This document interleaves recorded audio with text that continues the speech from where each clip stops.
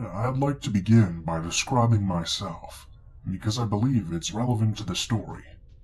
I have to assume that I'm not the average author on here.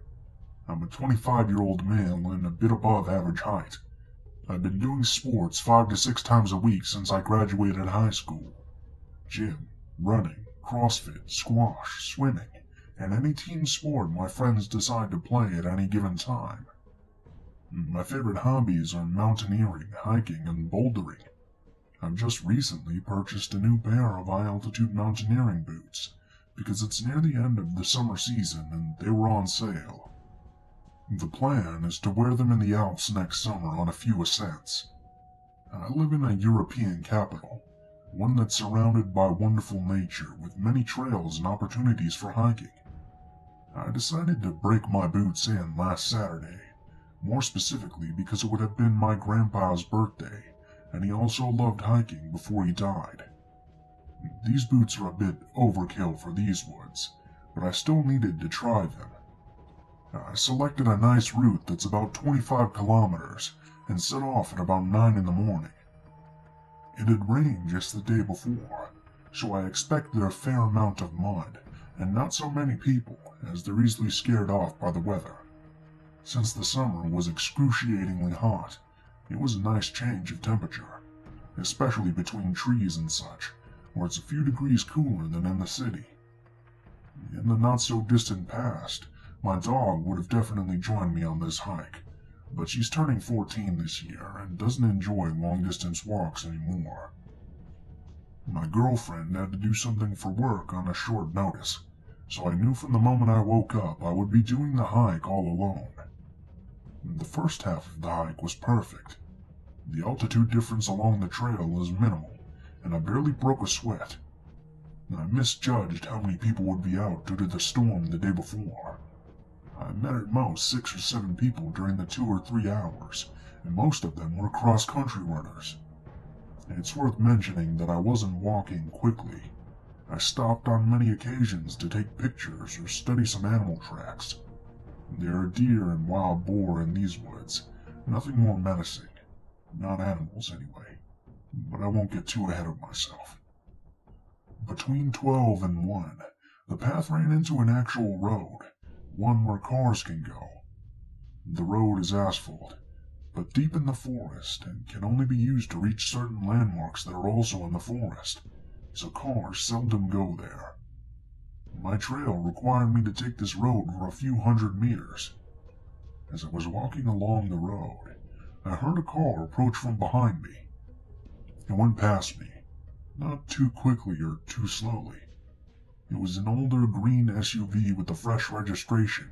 You can tell by the license plate. Probably an import. I thought nothing of it at the time. But then I heard it come back. It drove past me a second time, now very slowly, and I could clearly see 2 men sitting in the front seats, wearing baseball caps and sunglasses. Both had stubble and beard game going on as well. I assumed they were gang keepers, even though those cars have a crest on the hood and both front doors. As I hike a fair amount, I know these things, and I see them around quite a bit. They would also not be driving a car like this. They have Jeeps which are much more suitable for the forest. Still, I felt no discomfort, and again I thought nothing of it. Then, my trail left the asphalt road and began snaking into the woods again. I walked ahead serenely, gazing at trees and whatnot. Then I suddenly had the strange sensation that something or someone was behind me. An engine sound was becoming more and more clear as well. At this point, the trail was quite narrow, but if, for whatever reason, you wanted to drive a car on it, you could, just about. Now, when I turned around, the aforementioned SUV was basically right in my face. It was an arm's length away from me, and it had stopped just as I had. I looked at the driver, who was staring back, as I could only assume since he was wearing sunglasses. I calmly asked him, "What's wrong? Shall I let you go first?" in a polite tone as his window was rolled down. He didn't speak. He slowly started reversing, and soon disappeared behind a curve. Now I was quite uncomfortable. I also noticed that he was alone in the car, unlike earlier. I listened intently, standing still since I wasn't sure what was going on. At this point I wasn't scared, but there was a faint feeling of unease in the air, and bad thoughts began gathering in the back of my mind. I heard the car and the engine stop just behind the curve. I heard a door open and shut, but I heard nothing from that point on. I turned around and began walking towards my destination at a much faster pace than before. Now I was a bit scared. I didn't understand why he didn't answer, and why he'd just reversed and left without a word. I wasn't sure what to make of it, and I had no desire to ask him again or to see him for that matter.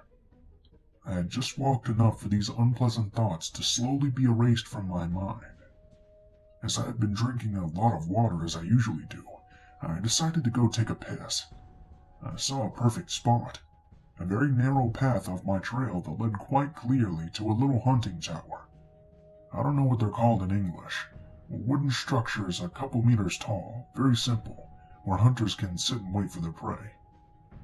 I walked over to the tower, put my bag down by the ladder that led up it, and began to do my business.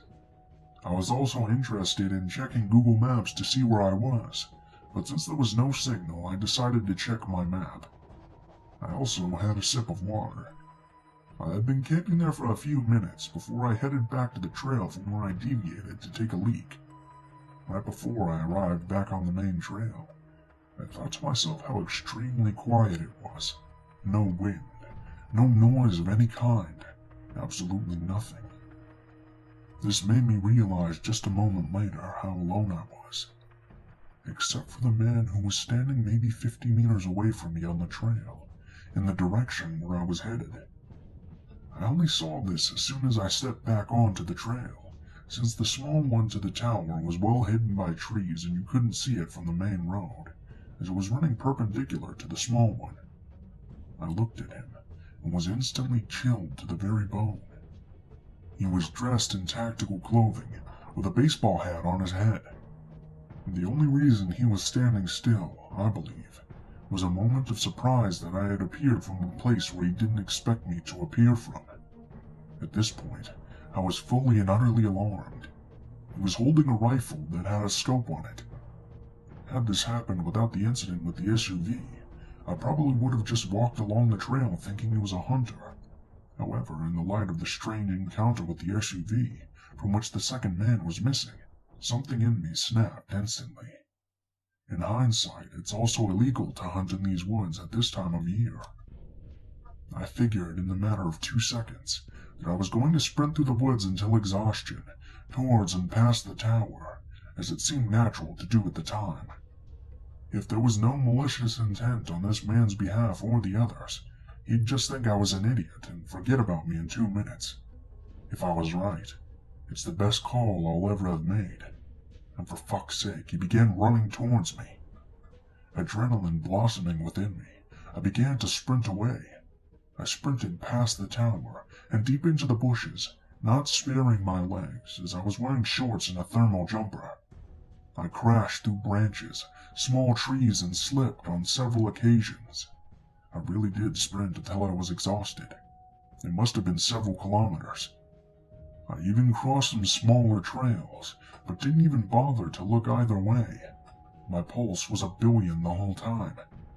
I began checking my phone for a signal, but nothing. I was already really angry at myself for not memorizing the license plate. After a while I began to power walk, but still off trail, straight ahead, in a direction I knew would sooner or later lead me out of the woods. When my phone got a signal, I told the story to several people frantically, but no one took me seriously.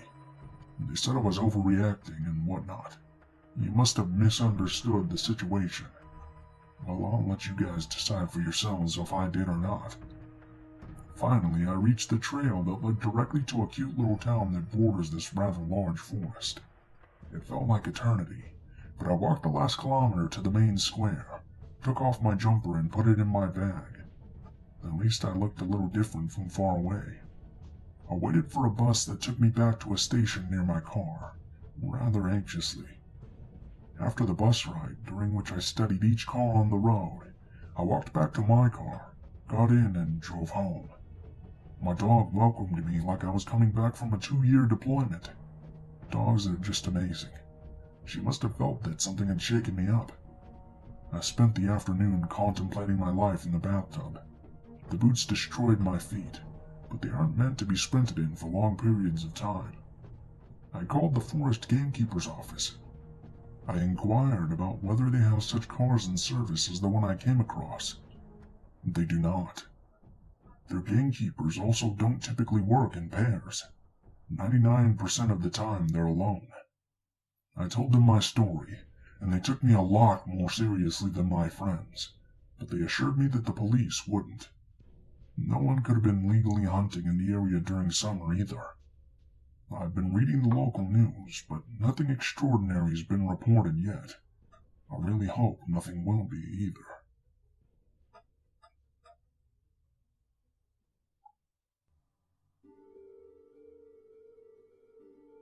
Here's my most crazy encounter for you all. So about 3 years ago, I was going to school in a US city and was living with 2 other roommates. My one roommate was known to usually bring seedy characters back to the apartment.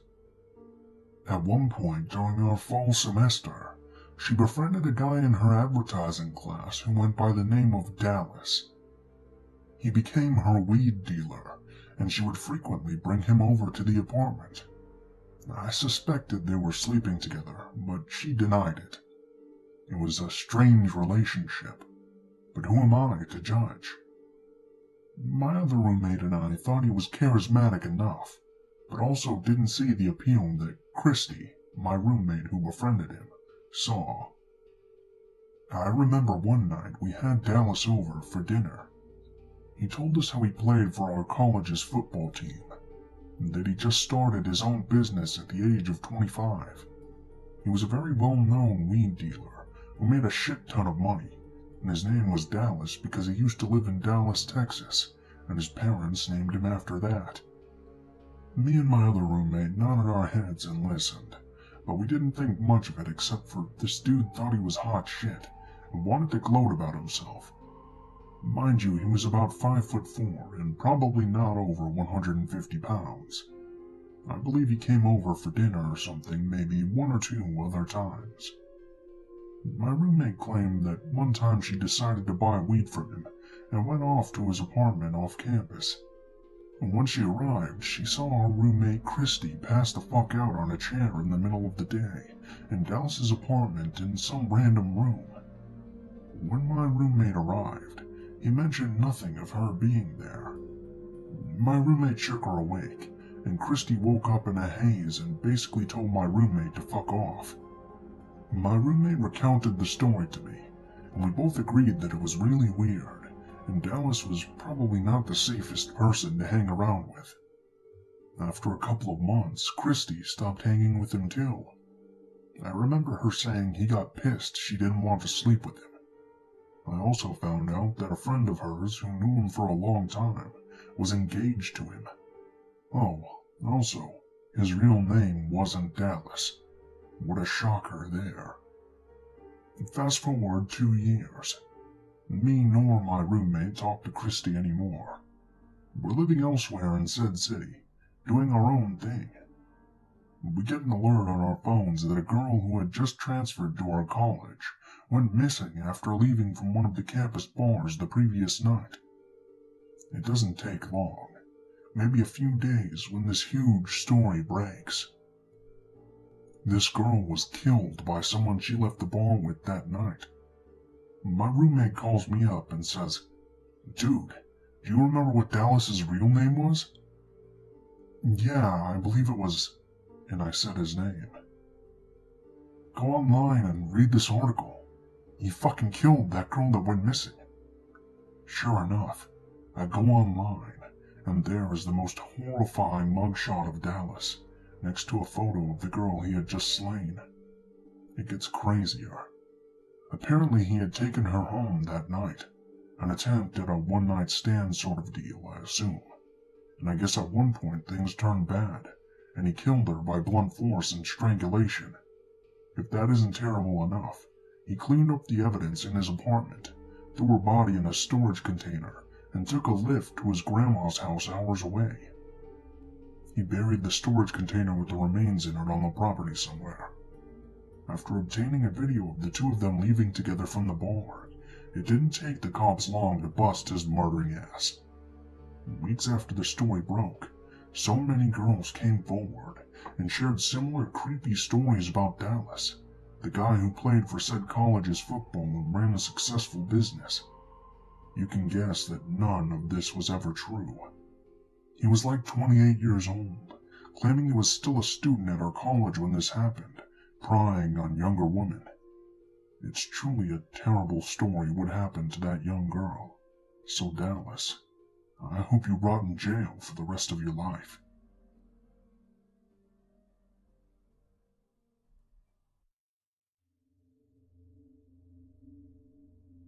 Just a heads up, this is a long story that involves some violence.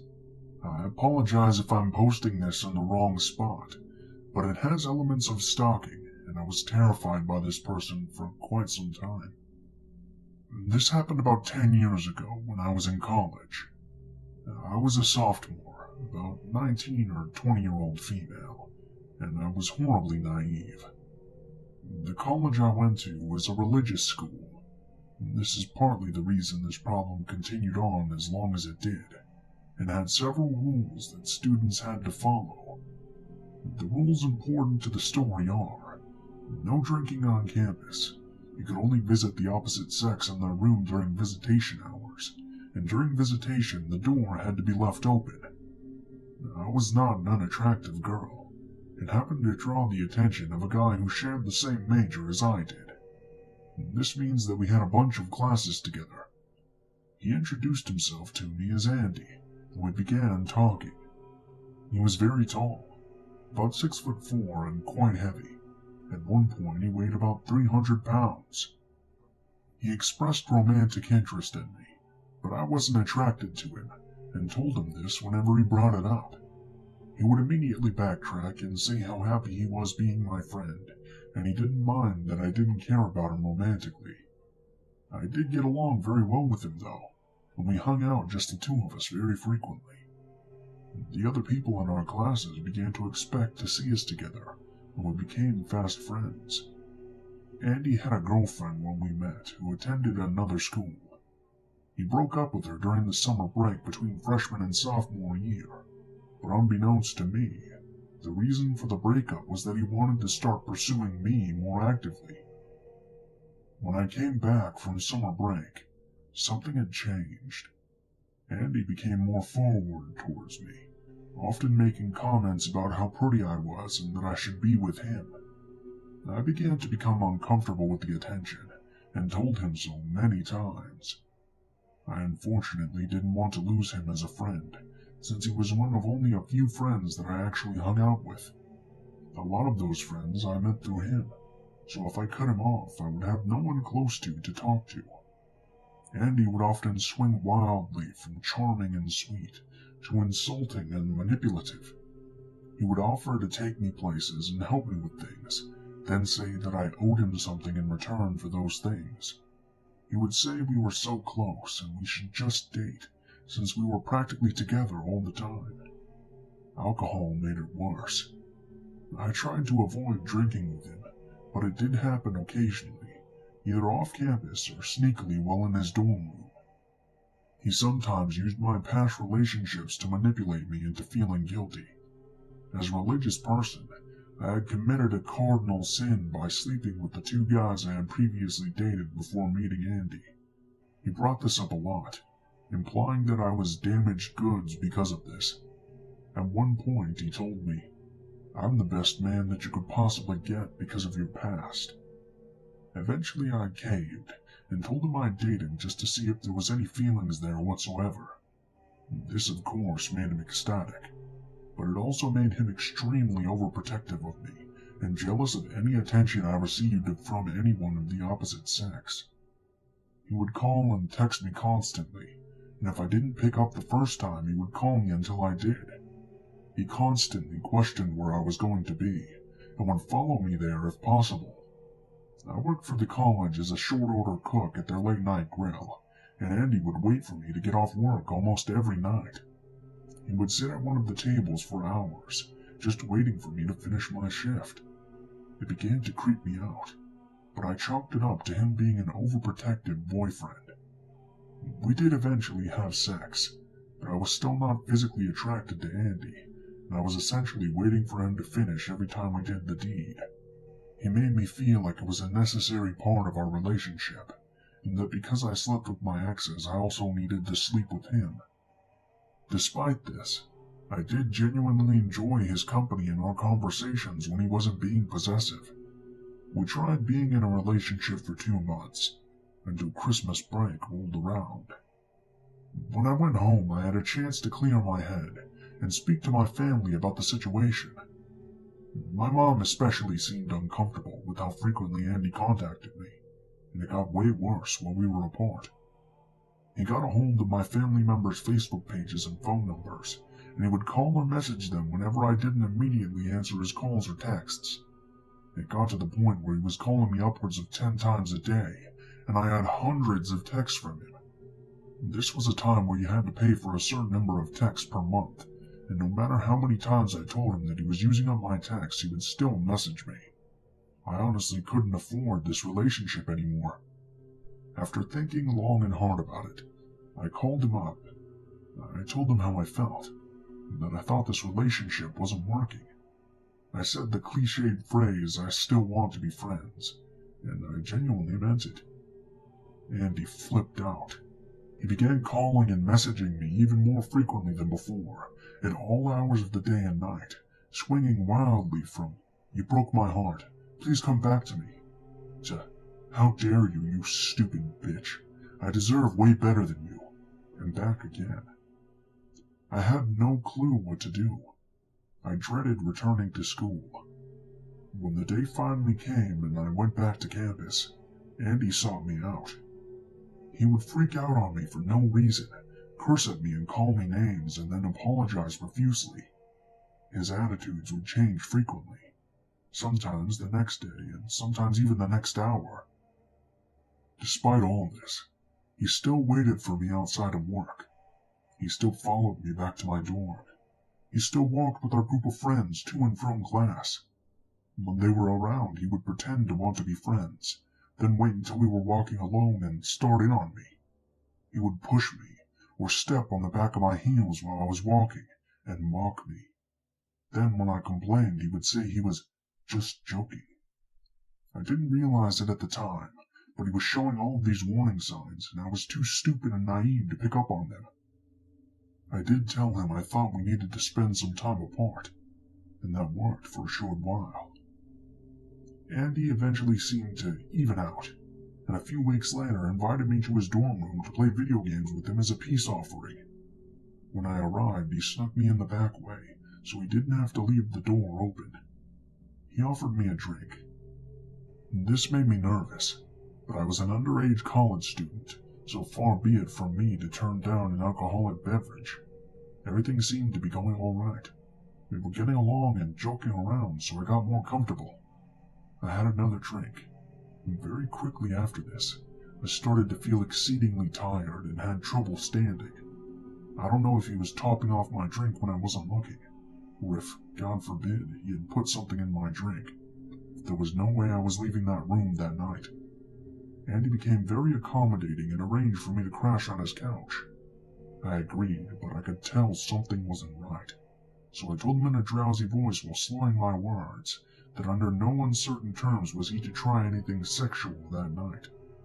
He laughed it off but agreed, and the last thing I remember is curling up on the couch and falling asleep. I don't need to tell you what happened that night while I was passed out. The next morning when I found out, I was horrified.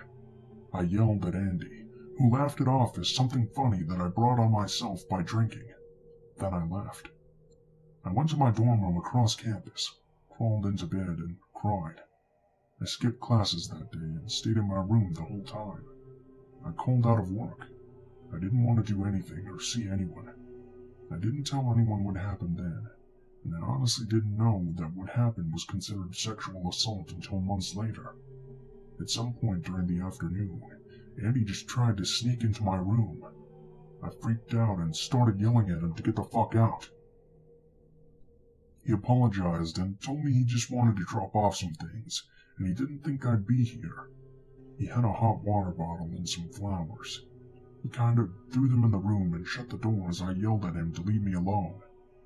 A couple months went by, and Andy still followed me sometimes, but I told him to back off. He still messaged me, but I mostly ignored him. He followed me off campus on multiple occasions, and I also learned that he had been following me around for quite some time. I began to develop anxiety about seeing him everywhere, and went to the campus doctor. I explained parts of the story to him, and he gave me some Xanax and antidepressants to help with my paranoia. I tried my best to function, but my grades suffered, and so did my friendships. By this point, I had maybe 3 friends left who didn't think I was this horrible person that led Andy on, then dumped him and broke his heart. The icing on the cake for me, I know, it should have been being assaulted, was when Andy crashed my birthday party. Apparently he asked one of my friends if he could help plan it, but she didn't know that we weren't on speaking terms, so she agreed. He showed up to the park where it was being held, drank all the alcohol, then began telling my few friends that I still had how much of a bitch I was. He called me a whore. He told them I led him on and broke his heart, and the entire evening was ruined. Unfortunately, he was too drunk to drive himself home, so I was nominated to bring him back by driving his car. I mentioned I didn't want to do this by myself, so a friend offered to ride with me to help carry him back to his dorm room, but immediately after that she booked it. She let me alone with him in his dorm room, even though I told her I was extremely uncomfortable being alone with him. She knew some of what happened, but I think she figured I was being dramatic or exaggerating. Immediately after she left, all of a sudden he wasn't that drunk anymore. He turned hostile and threatening. He told me if I didn't stay with him he would hurt himself and pulled out a pair of scissors. He held the blade of the scissors to his wrist, and I took a step back. I was at a loss of what to do in the situation, so I simply stated that he shouldn't hurt himself, but that I really wanted to leave. I backed up and slowly went to the door, but he jumped up, dropped the scissors, and grabbed my wrist. He yanked me back from the doorway and twisted my arm behind my back until I cried out. He then threw me against the wall face first, slammed the door shut and locked it. He picked me up and tossed me onto his bed. I was terrified, but I told him if he didn't let me go I would scream. He covered my mouth with his hand and told me if I screamed I would get in trouble for violating visitation. He said he was going to let me up if I promised to stay in the room with him. I tried to portray that I was calm and relaxed, but inside I was scared for my life. I thought if I stayed he would try to assault me again or worse. I agreed to stay with him, and he let me off the bed.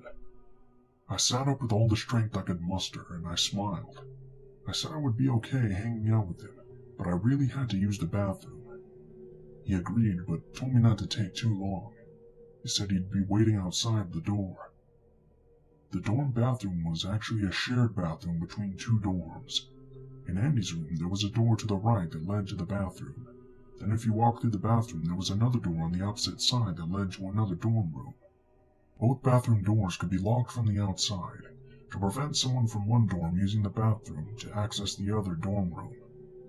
I went into the bathroom and closed Andy's door, then prayed the guys who lived in the next dorm room were trusting enough to leave the bathroom door unlocked. I walked to the other side and tried the doorknob. Miraculously, it turned, and I opened the door into the room of 2 very surprised guys. I apologized and mumbled, I just needed to get out of there, before turning to leave. They both stared incredulously at me as I ran out of their front door. I left that residence hall and ran all the way across campus to my dorm. All of a sudden I heard footsteps behind me, and heard someone shouting my name. My heart sank. It was Andy. I panicked, but the hall that housed my dorm room was directly ahead of me. I picked up the pace and Andy followed suit. He was gaining on me, and it had been ages since I ran. I could see the entrance to my dorm. I had my key out and grabbed the door handle of the first set of doors. There were 2 sets of doors that led into my residence hall. The first one was always unlocked, but the second set you needed a key for. When I got inside the first set of doors, Andy caught up to me and grabbed me by the arm. He tried to use his weight advantage to pull me back away from the second set of doors and out the entrance. I fought with everything I had, yelling at him to let me go the whole time. I saw through the dorm window that there were people inside the foyer, and if I could just get their attention, I could get one of them to open the door. I finally managed to get close enough to the second set of doors to knock. The instant I knocked on that door, Andy let me go. He walked away quickly, letting a few choice curse words fly in my direction before jogging back in the direction he came. When a guy came from inside the foyer and opened the door, he saw a girl who was out of breath and on the verge of tears. He asked me if I was okay, and I said I think so, then waved him away. I ran up to my dorm room and locked the door immediately. The very next day, I contacted my RA about the situation.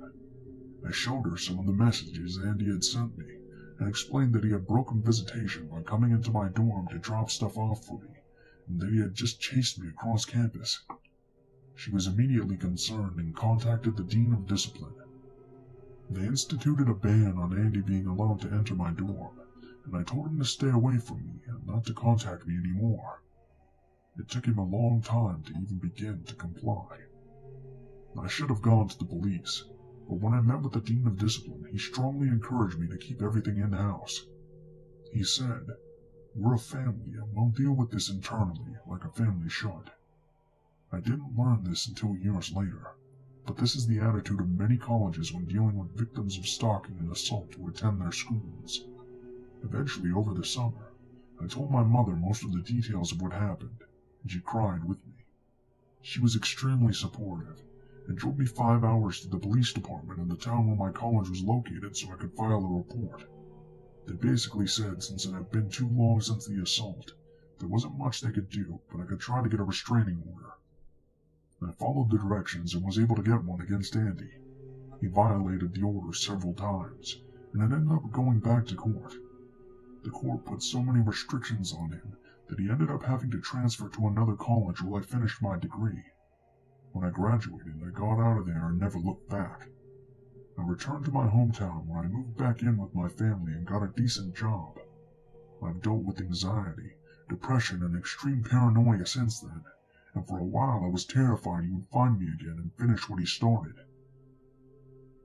I got a firearm card and bought a handgun that I keep under my nightstand for protection.